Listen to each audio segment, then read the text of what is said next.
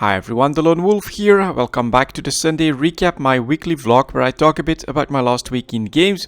As always, we'll start with EVE Online, and it has been a slightly slower week for me in EVE Online. I didn't do as much exploration as I did in the previous weeks and even months. I think I've got a couple months with some decently stable amount of time in EVE Online, but last week was a little bit less. I did manage to join the mass test for the 64-bit client, and that was very interesting.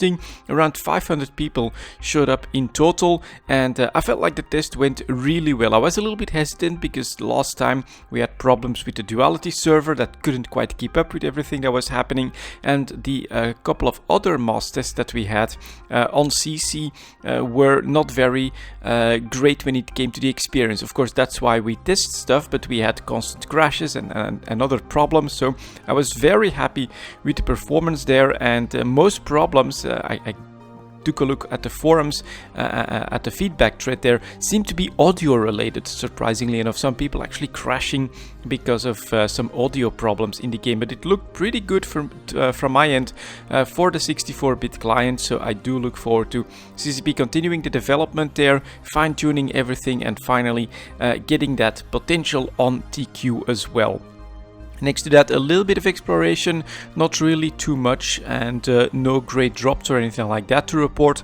I did keep up with, of course, the blueprint copy business. There, the Orcas are, of course, still selling very well. And then for the rest, the structure blueprints not doing that hot in the last couple of weeks. Perhaps I'll have to see about changing things up a little bit when it comes to the copies that I make. Perhaps I should grab some new blueprints and actually spend those that time improving those or something like that. We'll have to wait and see, because of course in a couple of weeks, a little bit more than that, we will have the next expansion for EVE Online Invasion, with the Triglavian focus, of course. Tech 2 Triglavian ships. Well, the Tech 2 cruiser might be interesting, of course, for an exploration ship. We'll definitely try to take a look at that.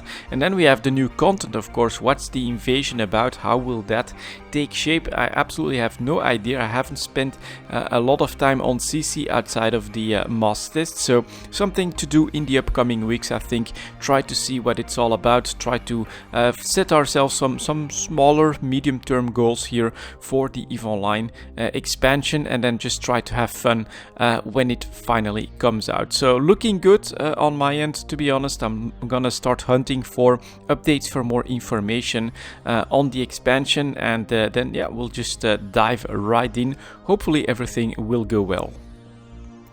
Next to EVE Online, my week has basically been divided into two. For the first half, I played some World of Warcraft, just a little bit more leveling with my hunter. As you guys may know, I'm doing dungeon runs mostly, and I'm almost level 80, so I definitely took my time when it came to that, but it was quite fun actually combining that with some questing as well. I'm actually in the Burning Crusade expansion content at this point, and it's quite a lot of fun to revisit those places, and I actually feel like I was able to make quite a bit of progress just questing as well, when we came across an absolutely annoying dungeon from Wrath of the Lich King, where, well, the group just decided, no, we're not gonna bother with that. You're then in like a jail time, 30 minutes before you can get back into the looking for group content, so I spent a little bit of time questing as well, but nice density, pretty easy to do, and so lots of fun, actually a pretty smooth time, increasing my level so far on my hunter. But I have to be honest as well, in the second half of the week my motivation took quite a bit of a dip. I'm not exactly sure why. I think all of the Elder Scrolls Online content that is swirling around is part of the problem there. It looks really interesting with the new expansion elsewhere, the Khajiit homeland. I love the beast races myself. You get a Necromancer class coming, might be interesting as well. Or should I just start a new character now, play as a Templar? Sounds all, lots of potential fun there, and I'm really hesitating, whether or not I should spend some time in the Elder Scrolls Online. I bought it anyways. I might as well start a new character, or am I going to continue to put more time into the World of Warcraft? It's a difficult choice. MMOs, I personally feel like I can handle EVE +1, a casual one, but Can I handle a third one there? I don't think I can. So it's a difficult choice, and I'm looking into what I actually want to do. And while trying to decide on what to do when it comes to the MMO experience, I did decide to start another campaign of Total War Warhammer 2.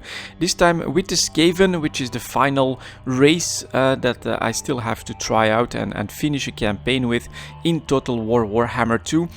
I was a little bit hesitant because I tried a couple of starts. Their units are very weak, and they have this food mechanic, which I felt like it was gonna hamstring me. But this time I pushed through a little bit. We're doing really well, and I must say that the food mechanic is actually not that bad.